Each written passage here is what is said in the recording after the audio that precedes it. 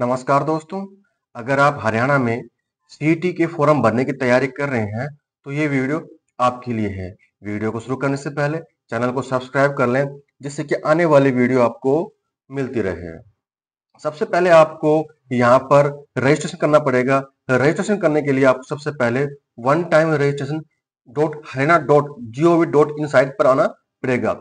उसके बाद आपको यहाँ पर न्यू रजिस्ट्रेशन पर क्लिक करना पड़ेगा।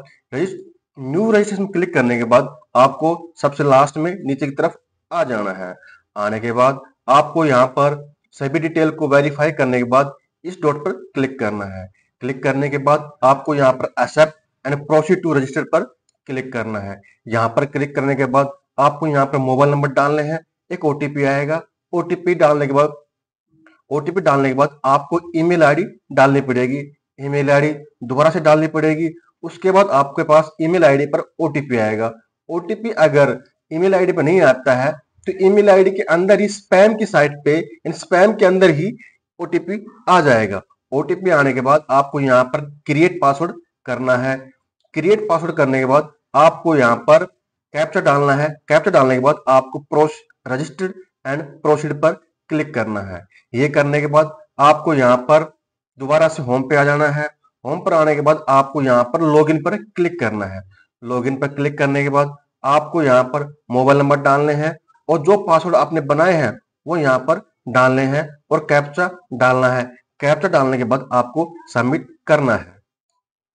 उससे आगे आपको यहाँ पर सीईटी के रजिस्ट्रेशन नंबर डालने हैं।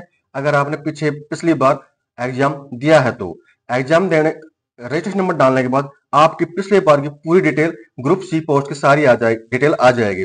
उसके बाद आपको यहाँ पर रजिस्ट्रेशन नंबर, आपका नाम, मोबाइल नंबर और कितने नंबर ग्रुप सी पोस्ट में आए थे उसकी डिटेल भी यहाँ पर आ जाएगी। अगर आप पिछले सीईटी के रजिस्ट्रेशन नंबर भूल गए हैं तो उसके लिए आपको यहाँ पर अगर आप सीईटी के रजिस्ट्रेशन नंबर भूल गए हैं तो उसके बाद आपको यहाँ पर forget previous CET registration number पर क्लिक करना है। इस पर क्लिक करने के बाद आप ये नई साइट खुल जाएगी। इस साइट के अंदर आपको प्रीवियस जो आपका पूरा नाम था वो यहाँ पर डालना है, फादर नेम डालना है, मदर नेम डालना है और डेट ऑफ बर्थ जो है वो डालनी है। और कैप्चा डालने के बाद आपकी यहाँ पर पूरी डिटेल खुलकर आ जाएगी और आपके रजिस्ट्रेशन नंबर भी यहाँ पर आ जाएंगे। उसके बाद आपको यहाँ पर आपका नाम जो 10वीं सर्टिफिकेट में है, उसके बाद आपको यहाँ पर डेट ऑफ बर्थ जो 10वीं सर्टिफिकेट में है और आपके फादर नेम और मदर नेम भी यहाँ पर डालने हैं। उसके बाद आपको यहाँ पर आपका आधार नंबर दोबारा से री एंटर करने हैं। उसके बाद उसकी पीडीएफ फाइल यहाँ पर अपलोड करनी है। उसके बाद आपको यहाँ पर जेंडर सेलेक्ट करना है, मेल फीमेल। उसके बाद आपको मैरिटल स्टेटस भी अपलोड डिटेल डालनी है, मैरिड है या फिर अनमैरिड है, उस पर आपको यहाँ पर क्लिक करना है। उसके बाद आपको यहाँ पर बॉडी मार्क डालने हैं, जो आपकी शरीर के ऊपर जो चिन्ह है या फिर फेस के ऊपर जो चिन्ह है वो यहाँ पर आपको डालने हैं। उसके बाद आपको यहाँ पर सेव और नेक्स्ट पर क्लिक कर देना है। उसके बाद आपको यहाँ पर एड्रेस डालना है।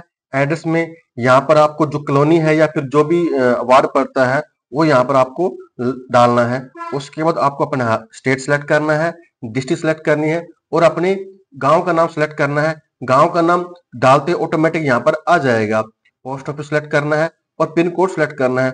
उसके बाद आपको यहाँ पर सेम एज परमानेंट एड्रेस पर भी क्लिक करना है। उसके ऊपर आपको यस कर देना है। अगर आपका अलग एड्रेस है, कोरोस्पेंडेंस है, तो आप उसको यहाँ पर नो करके वो एड्रेस यहाँ पर डाल सकते हैं। उसके बाद आपको यहाँ पर कैटेगरी इंफॉर्मेशन में आने के बाद यहाँ पर आपके पास पूछा जाएगा आर यू डोमिसाइल या बोनाफाइड रेजिडेंस ऑफ हरियाणा, उस पर आपको यस क्लिक कर देना है। अगर आप अदर स्टेट से हैं तो आपको नो क्लिक करना है। यस करने के बाद आपको यहाँ पर सर्टिफिकेट नंबर पूछेगा, सर्टिफिकेट नंबर यहाँ पर डालना है और सर्टिफिकेट इश्यू डेट पूछेगा, कब जारी हुई थी, उसके बाद किसके द्वारा यहाँ पर जारी की गई थी उसका नाम, उसका यहाँ पर डिटेल लिखना है। तहसीलदार के द्वारा जारी हुई थी, तहसीलदार यहाँ पे लिख देना है। उसके बाद वो पीडीएफ यहाँ पर अपलोड कर देनी है। उसके बाद अगर आप कैटेगरी से संबंध रखते हैं, जैसे डीएससी हो या फिर ओएससी हो या फिर बीएससी बीसी हो या फिर ईडब्ल्यूएस हो, उसकी डिटेल आपको यहाँ पर डाल देनी है, जिसमें उसका सर्टिफिकेट नंबर, इश्यू डेट और इश्यू करने वाले का यहाँ पर डालना है कि एडीसी के द्वारा यहाँ पर सर्टिफिकेट जारी की गई है या फिर किसी और के द्वारा यहाँ पर जारी की गई है। उसके बाद आपको यहाँ पर सिलेक्ट करना है कि आप कहीं गवर्नमेंट के अंदर एडोक या फिर कॉन्ट्रैक्ट पर जॉब जॉब कर रहे हैं या नहीं कर रहे हैं। अगर आप यस करते हैं तो उसकी डिटेल आपको यहाँ पर डालनी है। अगर आप नो करते हैं तो आपको यहाँ पर किसी तरह की कोई डिटेल नहीं डालनी है। उसके अलावा अगर आप एक्स सर्विसमैन है तो आपको यस कर देना है, अगर नहीं है तो नो कर देना है। अगर आप डिपेंडेंट है फ्रीडम फाइटर के तो आपको यस कर देना है, नहीं तो आपको यहाँ पर नो कर देना है। उसके अलावा अगर आप पर्सन विद डिसेबिलिटी हैं तो आपको यस कर देना है, नहीं तो नो कर देना है। उसके अलावा अगर स्पोर्ट्स पर्सन है तो आपको यस कर देना है, नहीं तो नो कर देना है। उसके अलावा अगर ये आपके खिलाफ कोई क्रिमिनल केस फाइल हो रहा है तो उसके लिए कंप्लेंट कर रखी है तो कंप्लेंट कर क्लिक कर देना, एफआईआर कर रखी है तो एफआईआर पर क्लिक कर देना। और अगर किसी तरह का एफआईआर और कंप्लेंट नहीं है तो उसके ऊपर आपको यहाँ पर नो क्लिक कर देना है। कंप्लेंट पर क्लिक करने के बाद आपको यहाँ पर कंप्लेंट नंबर पूछेगा, कंप्लेंट डेट पूछेगा और कोर्ट की डिटेल पूछेगा। और अगर आप एफआईआर किसी ने कर रखी है तो एफआईआर नंबर पूछेगा, एफआईआर की डेट पूछेगा, पुलिस स्टेशन पूछेगा, डिस्ट्रिक्ट, स्टेट और कौन से स्टेशन के अंदर, कौन से सेक्शन के अंदर आपके ऊपर एफआईआर हो रही है और इन्वेस्टिगेशन करने की रिपोर्ट यहाँ पर पूछेगा। अगर इसके अलावा कंप्लेंट और एफआईआर नहीं है तो आपको नो करके आपको आगे सेव करके नेक्स्ट हो जाना है। उसके बाद आपको यहाँ पर एजुकेशन क्वालिफिकेशन सिलेक्ट करनी पड़ेगी। अगर आपने प्लस टू कंप्लीट कर रखी है वो डिटेल, या प्लस टू के बराबर कोई डिग्री क्वालिफिकेशन ले रखी है या फिर कोई एडिशनल क्वालिफिकेशन ले रखी है प्लस टू के अलावा, अगर आप पेयरिंग में है तो इनमें से सिलेक्ट करना पड़ेगा। ठीक है, हमने अब प्लस टू पास सिलेक्ट करते हैं, उससे हम आगे बढ़ते हैं। प्लस टू पास सिलेक्ट करने के बाद आपको यहाँ पर 10वीं की डिटेल डालनी पड़ेगी। 10वीं आपने किस सब्जेक्ट से करी, जनरल से करी या फिर कोई 10वीं विद हिंदी या 10वीं संस्कृत से करी, वो डिटेल आपको यहाँ पर डालनी है। उससे अच्छा है कि आप यहाँ पर 10वीं जनरल सेलेक्ट कर लें। उसके बाद आपको यहाँ पर सिलेक्ट करना है कि आप सीबीएसई से पास करी या फिर हरियाणा बोर्ड से पास करी। 10वीं की डिटेल आपको यहाँ पर डालनी है। उसके अलावा आपको यहाँ पर कब पास करी 10वीं वो डिटेल यहाँ पर डालनी है।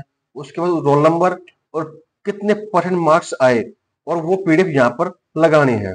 उसके अलावा आपको यहाँ पर प्लस टू की डिटेल लगानी है और कौन से बोर्ड से करी, सीबीएसई बोर्ड से करी या फिर हरियाणा बोर्ड से करी, वो डिटेल यहाँ पर डालनी है।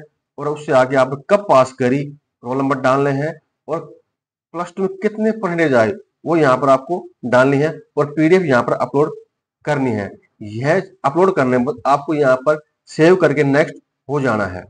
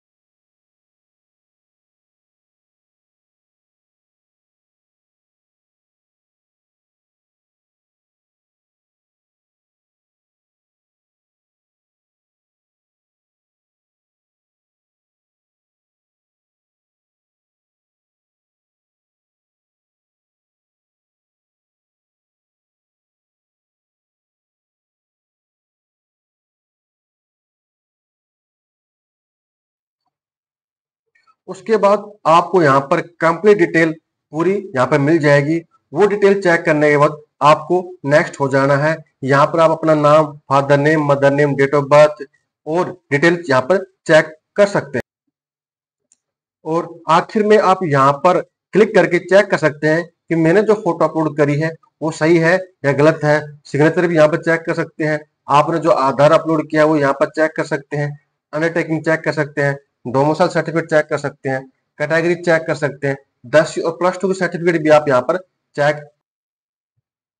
उसके बाद आपको यहाँ पर have you fill the form by yourself पर क्लिक कर देना है। अगर आप नो करेंगे तो ये सीएससी के बारे में जानकारी लेगा, उससे अच्छा है कि आपको यहाँ पर यस कर देना है। यस करने के बाद आपको यहाँ पर सबमिट ओटीआर फॉर्म पर क्लिक कर देना है। सबमिट ओटीआर पर क्लिक करने के बाद आपको यहाँ पर वेरीफाई आधार या फिर वेरीफाई पीपी मांगेगा, तो उससे अच्छा है कि वेरीफाई आधार से आप क्लिक कर देना कि यह ऑटोमेटिकली आधार से वेरीफाई हो जाएगा। अगर आप फैमिली आईडी से करेंगे तो आपको यहाँ पर पीडीएफ अपलोड करनी पड़ेगी, उससे अच्छा है कि आप वेरीफाई आधार ही सिलेक्ट कर लें। वेरीफाई आधार सेलेक्ट करने के बाद आपको यहाँ पर आधार डिटेल ऑटोमेटिकली उठ के आ जाएगी और उसमें आपका नाम, डेट ऑफ बर्थ और आधार नंबर यहाँ पर शो कर देगा। उसके बाद आपको यहाँ पर कैप्चा डालना है। कैप्चा डालने के बाद उसमें आपको सबमिट कर, उसके बाद आपको यहाँ पर कंटिन्यू पे पर क्लिक कर देना है। कंटिन्यू पे पर क्लिक करने के बाद आपको यहाँ पर पेमेंट 250 रुपए की यहाँ पर आपको पेमेंट काटनी पड़ेगी।